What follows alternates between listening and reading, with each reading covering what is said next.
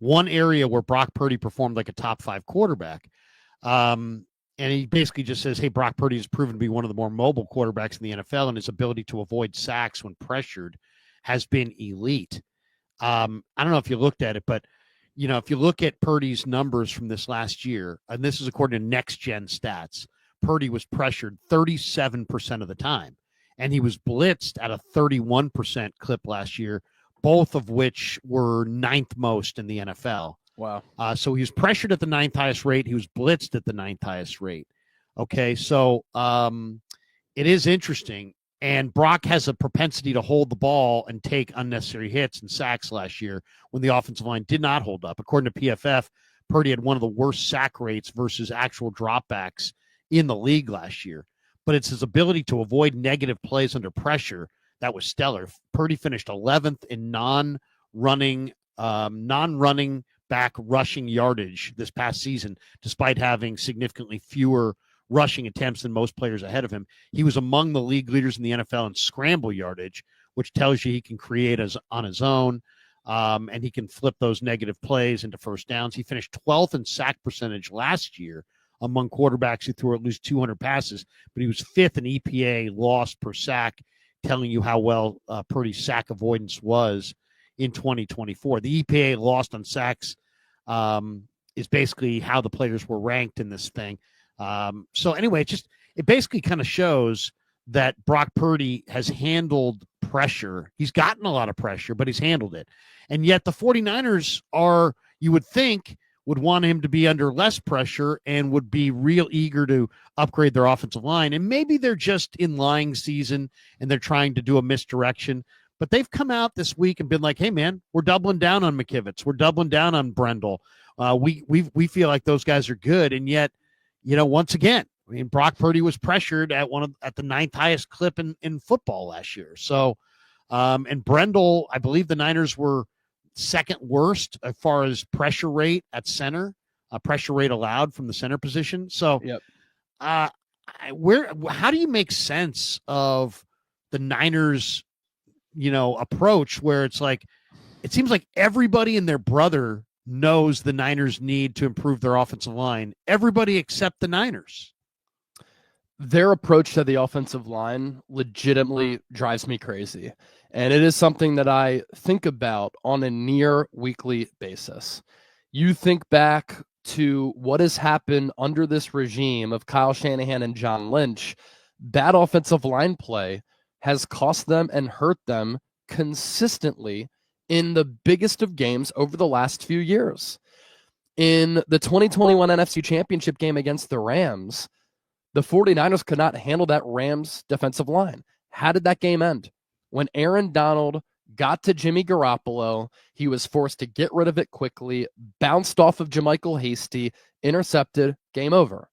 In 2022, in the NFC Championship game against the Philadelphia Eagles, what happened? They could not handle the Eagles' defensive line that year led the NFL with 70 sacks, 15 more than any team. And I know that Tyler Kroft was blocking Hassan Reddick, but if you had better offensive line play, you would have held up better in that game. And maybe Hassan Reddick doesn't come screaming off the edge to injure Brock Purdy's elbow. Otherwise, I think the 49ers go into Philadelphia and they win that game. What happened in 2023 when the Niners made it to the Super Bowl?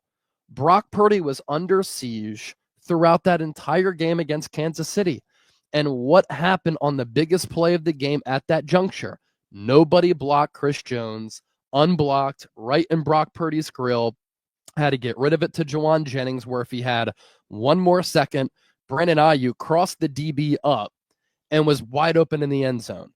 And that's why it's insane to me how I'll tweet out videos of me saying the Niners need to improve their offensive line. And you have the Rich Madrids of the world who will respond to me saying they made it to the Super Bowl with Jake Brendel and Colt McKivitz. They're not the problem. Well, they gave up, 20 to 25 pressures against Kansas City in the Super Bowl, and 9 of them were unblocked. I know that Kyle Shanahan can change his drop-back game. I know that Kyle Shanahan can change his pass and scheme protections. But the Niners' offensive line has not been good enough. And what bothers me is that the Niners seem to be content with the offensive line just being okay. And I get that we're in a salary cap era and the Niners are paying a lot of players big time dollars and they try to get cheap along the offensive line. But Jake Brendel, while he's durable, while he's a good run blocker, when he has to go up against some of the better defensive tackles in the game, his anchor is not strong enough. I mean, he gets bulldozed, and there are a lot of bad reps on tape. Colton McKivitz 2 years ago gave up 47 pressures. Last year, did he improve? For sure.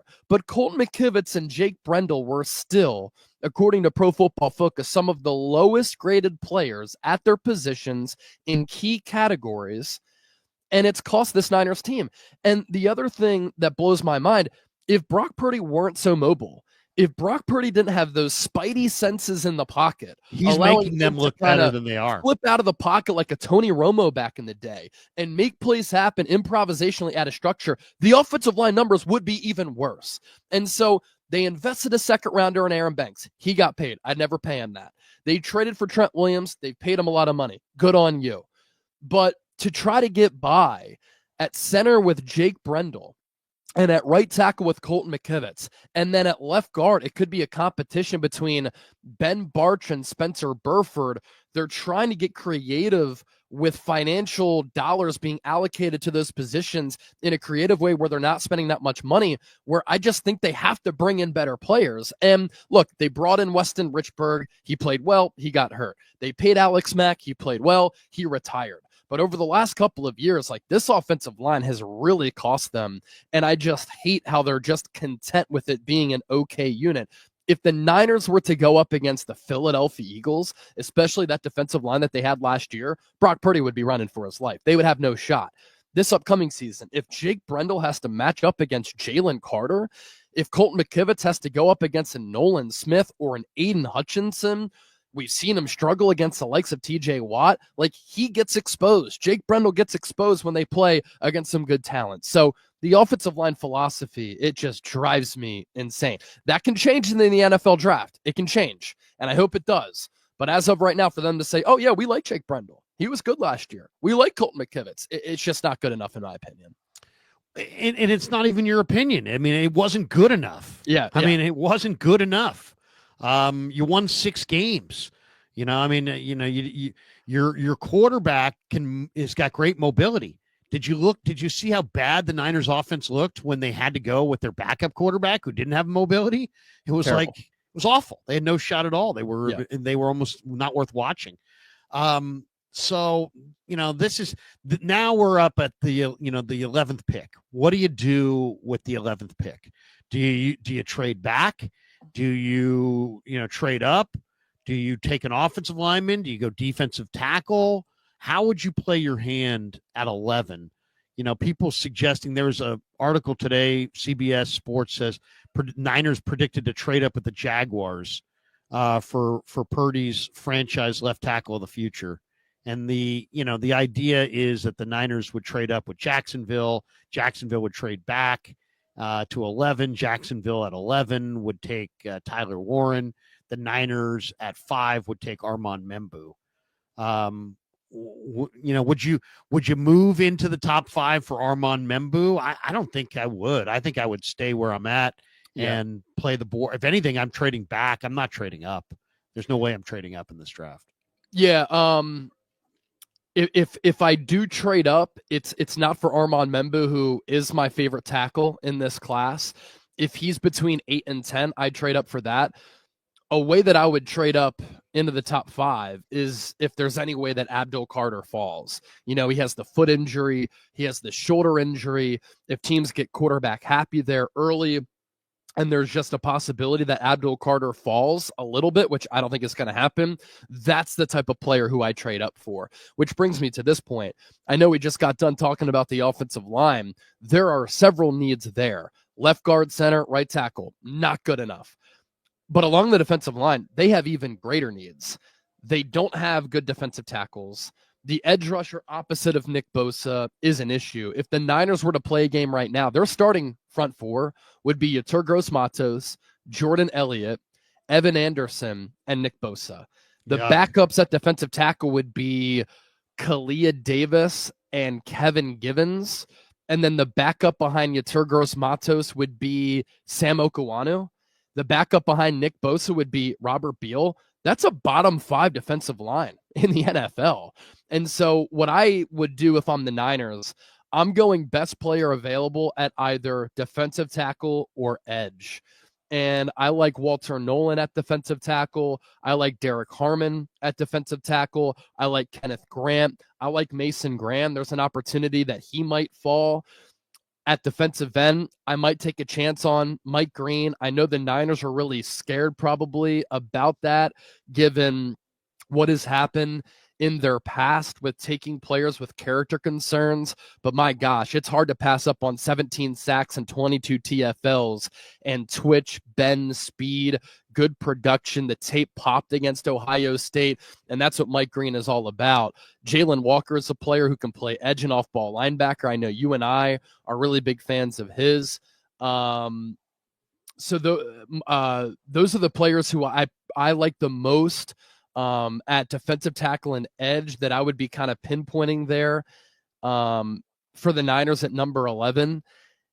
And I think that's the direction that they go. Even if, a Will Campbell or a Kelvin Banks is on the board, I still think the Niners will and should go defensive tackle or edge at number 11.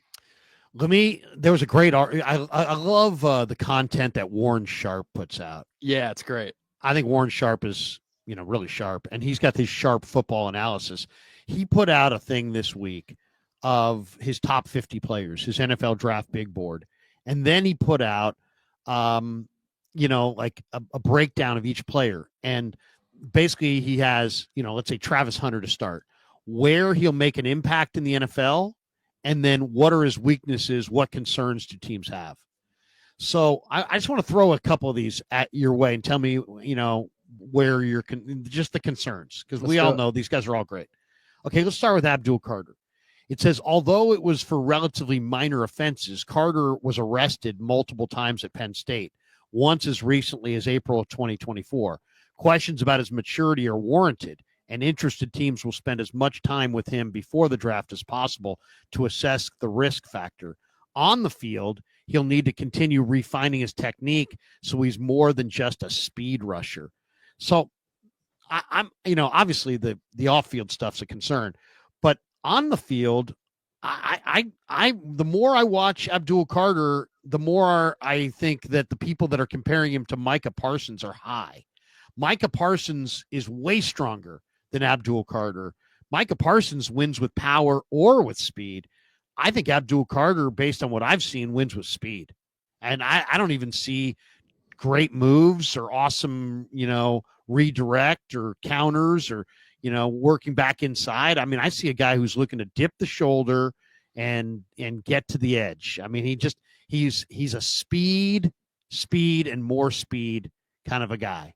So I think if you can kick out and neutralize that speed and make him counter back inside, I don't know. And then the off-field concerns are an issue for me.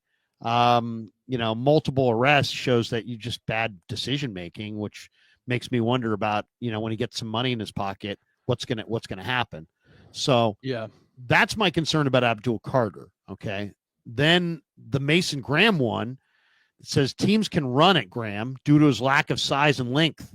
He can also be controlled by double teams, so he'll need solid supporting cast around him to reach his full potential.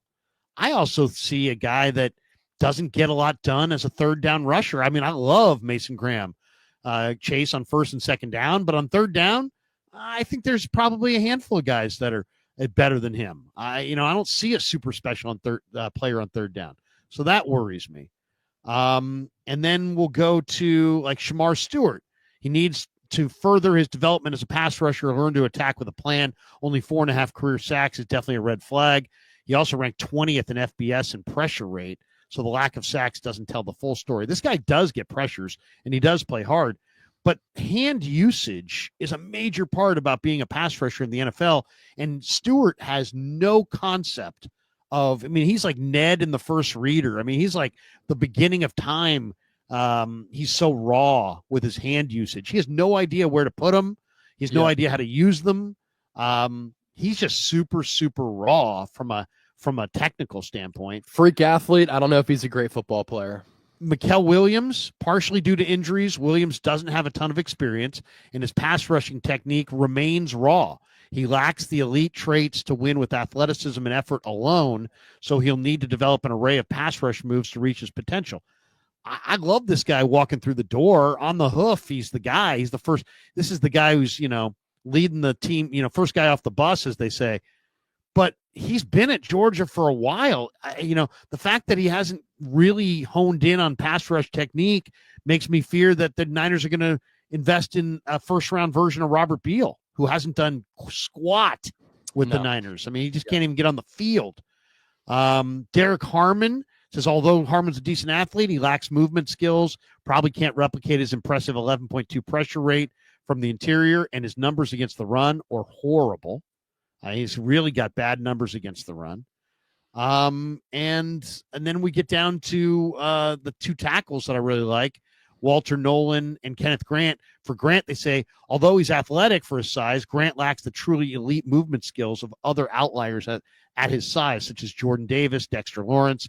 If that different limits his effectiveness at other spots on the line, maybe he's just a nose guard, which would make him significantly less valuable. So I think that's why people might be a little down on Grant. They don't think he's anything more than a nose. And then Nolan's negative. The production never fully lived up to the hype and the traits for the former five-star recruit. Nolan generated a mediocre 6.7% pressure rate when lined up at the three technique spot last year for Ole Miss. So, I mean, there are negatives on all these guys. There's no such thing as a perfect prospect. But how would you start knowing what cognizant of what I just threw out to you as far as the negatives on the guys they may take? Does it change your thought process at all on who you would want to take at 11 or how you'd want to play your hand? Yeah, obviously some red flags there with Abdul Carter. I think it's pretty telling that Drew Rosenhaus was willing to be his agent. I don't think that Drew Rosenhaus messes around with a lot of stuff like that. I think what's so impressive about him is that this past year in 2024 was his first year as a full-time edge rusher, and he was highly productive. Penn State did list him at 250. We don't know how much he weighs because he didn't do anything at the combine, and because of the foot and shoulder injury, didn't run at the pro day either. And so that's a little bit of a concern. Will that cause him to slip? I still don't think he gets outside of the top 3 or 4.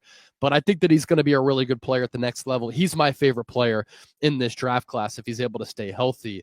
Mason Graham, he weighed in 25 pounds less than what Michigan listed him as. According to Pro Football Focus, he was good against the run. He was a good pass rusher. But how much is that due to him playing on the same line alongside Josiah Stewart, good player, probably a second or third round pick at edge rusher, and Kenneth Grant right next to him? Walter Nolan seems like a safe pick. I know the pressure rate is low, and I know that he didn't do a ton prior to going to Ole Miss from Texas A&M. But look, number 1 overall recruit in his high school class, and this past year, 6+ sacks, 30+ pressures. I'll take the chance with the explosion and the quick get off at the line of scrimmage. I also love his motor, and his interviews have gone well in the pre-draft process. Kenneth Grant, I think he's too early to take at number 11. Derek Harmon, more than 300 pounds. He ran a sub-5 40-yard dash, but there are concerns there about his ability to stop the run, or should I say inability. Sneakily, though, I think he's a good player. So, look, I think the Niners are going to have their pick of the litter at number 11. I think there's going to be several really good players there. I think about players who don't really have a lot of question marks who could be on the board at number 11. Jahad Campbell, the linebacker out of Alabama. I think that he could be a plug-and-play starter right from the jump. Jalen Walker, I really don't have many concerns. Can play off-ball linebacker or can blitz the quarterback. A player like Tyler Warren. Look, Trey McBride just got that contract extension from Arizona. I think it might cost the Niners $20 million per year if they want to give George Kittle a contract extension. Do you have him play out the final year of his deal and take Tyler Warren, who I think is going to be a great pro for the next 10 years? He doesn't have a lot of weaknesses, in my opinion. And so there are some safe picks. There are a lot of picks who have a lot of question marks. But this draft class for the Niners is so important. They have to hit on several picks, and they're not just relying on these players to be good players. These players are going to have to play big roles in 2025 because they still have so many holes remaining on this roster after letting all these players go. Yeah. One of the stories this week I thought was interesting. Kyle Posey in Niners Nation said, he had a quote here: NFL executives on the Niners offseason, they're putting a lot of trust in their ability to draft. Mike Sando from The Athletic reached out to NFL executives and asked their thoughts on the Niners offseason. And, one guy's like, hey, yeah, it's like one guy said, one exec said, it's easy to spend the way they've spent when you're in the NFC championships. It's not easy when you're 6-11 and the roster's getting older. And now you have to pay Brock Purdy. You aren't just tacking on 50 to 60 million to that roster, but they haven't gone after their core. The Niners have let a lot of their core go. Another executive says they're putting a lot of trust in their ability to draft, but also, not surprisingly, they're like, well, we can get Malik Mustafa and Jair Brown, turn them into starters, so why keep paying all these other guys coming off a 6-win season? They're keeping the true difference makers and letting go of those they feel were overpaid now or resting on their laurels.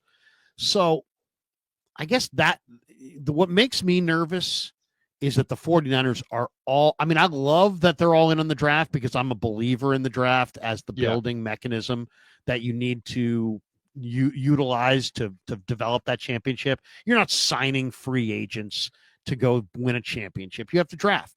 But here's who the Niners have invested day 1 and day 2 picks in this regime.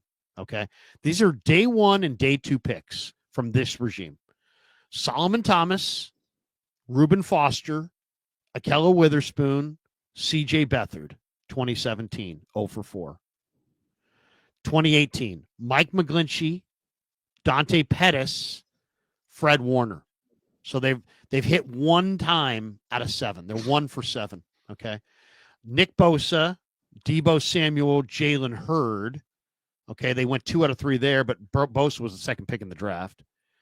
Javon Kinlaw, Brandon Ayuk, Trey Lance, Aaron Banks, Trey Sermon, Ambry Thomas, Drake Jackson, Ty Davis Price, Danny Gray, Jair Brown, Cam Latu, Jake Moody.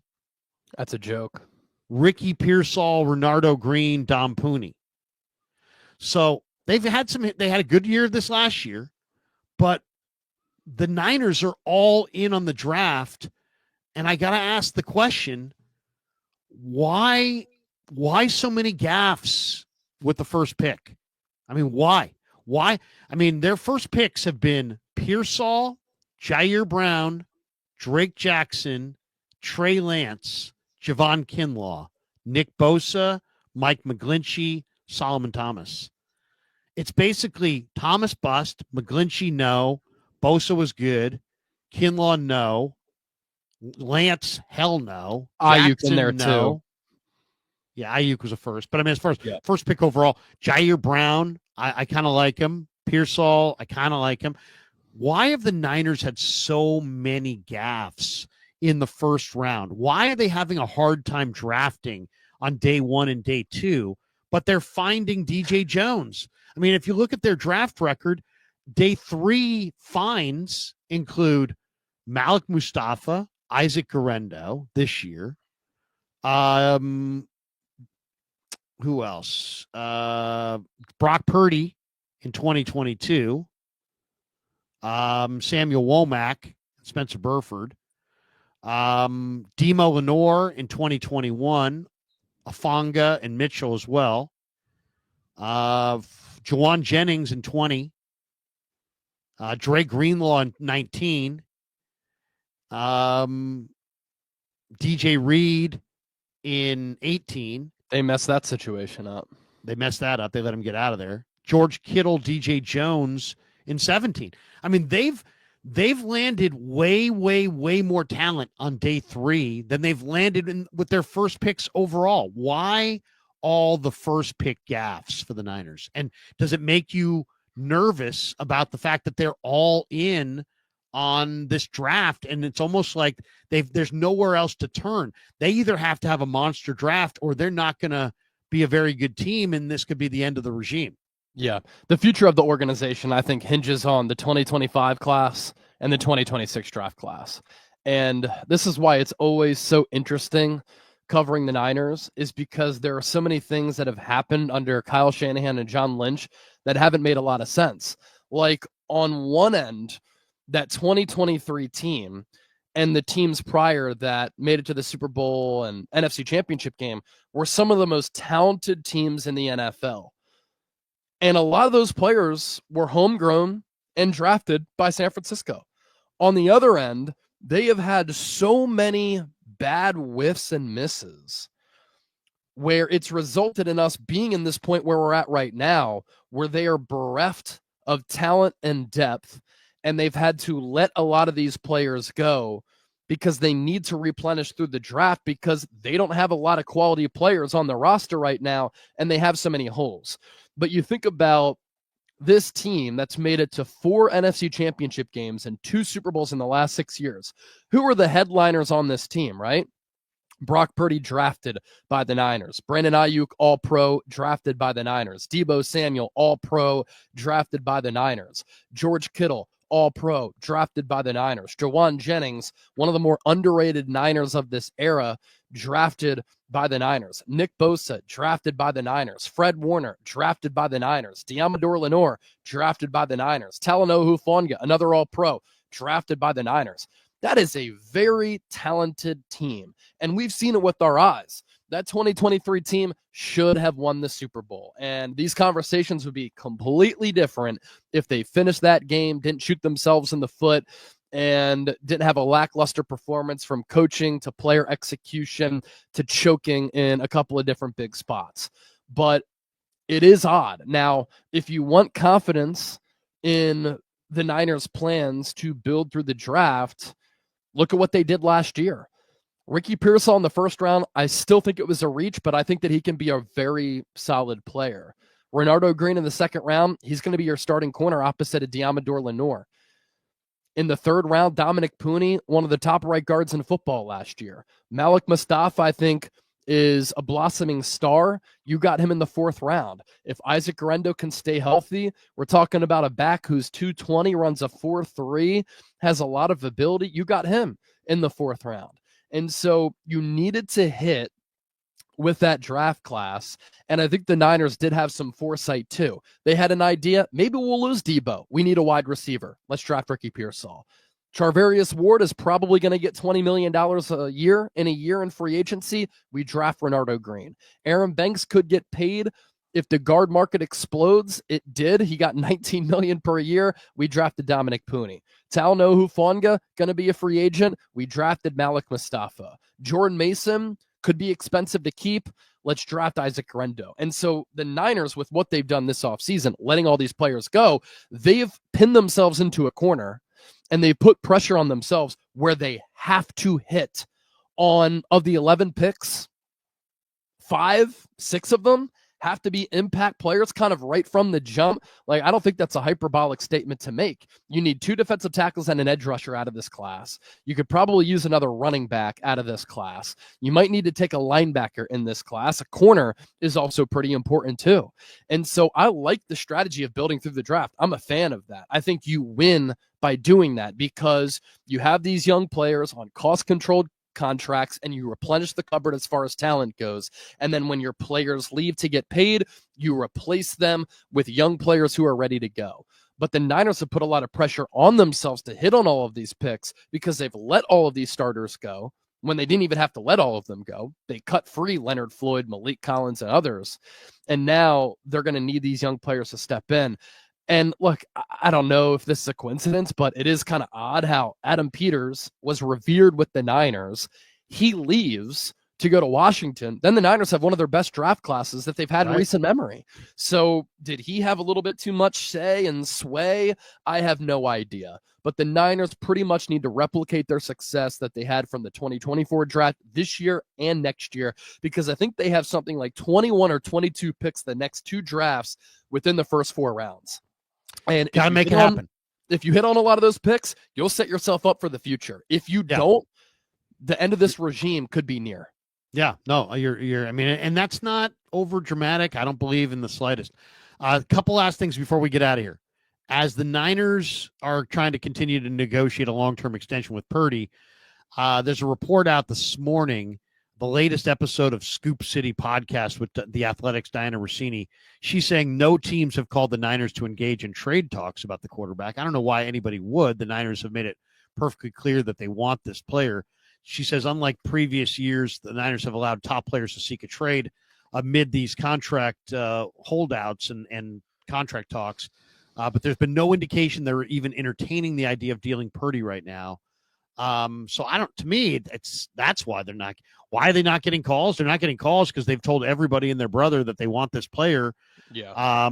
Jordan Schultz says there's an expectation Purdy's extension could land between 50 and 55 million annually, or potentially more whenever it gets done. I think that's probably accurate. The Niners under Purdy are 23-13. He also led them to a Super Bowl berth. This year, 20 touchdowns, 12 picks, 65.9% completion percentage. When Rossini says nobody's calling on Purdy, I don't think that should be confused with there is no interest in Brock Purdy around the NFL. I just think that that's an indication that the Niners have been very transparent in their intentions, and everybody knows that their goal is to, he's their guy and they want to get him signed. To me, the fact that nobody's called to talk about trading for him, that's hardly a story in my mind. No, I agree. I mean, teams aren't calling the Chiefs about Patrick Mahomes, the Eagles about Jalen Hurts, the Texans about C.J. Stroud, the Commanders about Jaden Daniels. They know that those quarterbacks are locked in and they're staying there with their organizations. And all of what the Niners have said publicly is that Brock Purdy is our guy. I mean, Jed York just said a couple of days ago, we decided to commit to him last year during the 2024 season. Two last thoughts. Are the Eagles going to move Bryce Huff during the draft? What's their plan with Bryce Huff? And could you see Bryce Huff to the Niners? I know I mentioned it to you. I don't know if you talked about it on chat. I did. At all. But what do you think? I mean, what are you hearing about Bryce Huff? Because, man, that guy looked like one of the more dangerous edge rushers with the Jets not that long ago. And now he gets moved in the Reddick deal to Philly. And it was a lose-lose. I mean, both teams lost in that deal, but they haven't cut him. He's still on their roster. I get the feeling how he's going to try to squeeze somebody for a day 3 pick. What do you think? No, I agree, and I think that a business's actions always speak loudly. A team's actions always speak loudly. If you're in a relationship, your partner's actions speak loudly, right? What did the Eagles do last year? Bryce Huff was a healthy scratch in the Super Bowl. Their rookie, Jalix Hunt, was the player who they played instead of Bryce Huff. Vic Fangio didn't like him from the jump. He played him deep into preseason games, wasn't running with the ones in training camp all year, didn't give him a ton of snaps. And then in the playoffs, he was a complete non-factor. Then what did the Eagles do this offseason? Signed Josh Uche, 1-year deal. Signed Azeez Ojulari, 1-year deal. They have Jalix Hunt. They have Nolan Smith. Brandon Graham retired, but if they draft a defensive end early, that's 5 defensive ends on your team. And so I think the Eagles are really, at this point, just trying to get out of that Bryce Huff contract. And I think that they would take a 5th or 6th round pick for him. This is a player who had 10 sacks and I believe 40 to 50 pressures 2 years ago with the Jets when Robert Saleh was still their head coach. And he did all of that in less than 50% of the snaps played. And so if I'm the Niners, I'm bringing in Bryce Huff. He's a great scheme fit for the wide 9. Robert Saleh knows him, has familiarity with him, brought the best out of him, saw him develop from a UDFA out of Memphis into a player who got $34 million in guaranteed money. He has no more guaranteed money left on his deal after 2025, and the Niners have multiple needs at defensive end. So that's a player who, if I'm San Francisco, either during the draft or after the draft, depending on what you do with your draft plans, they have a lot of cap space available. I know some of that's going to be given to Brock Purdy, but I'm making a move for Bryce Huff to see if he can be that guy opposite of Nick Bosa.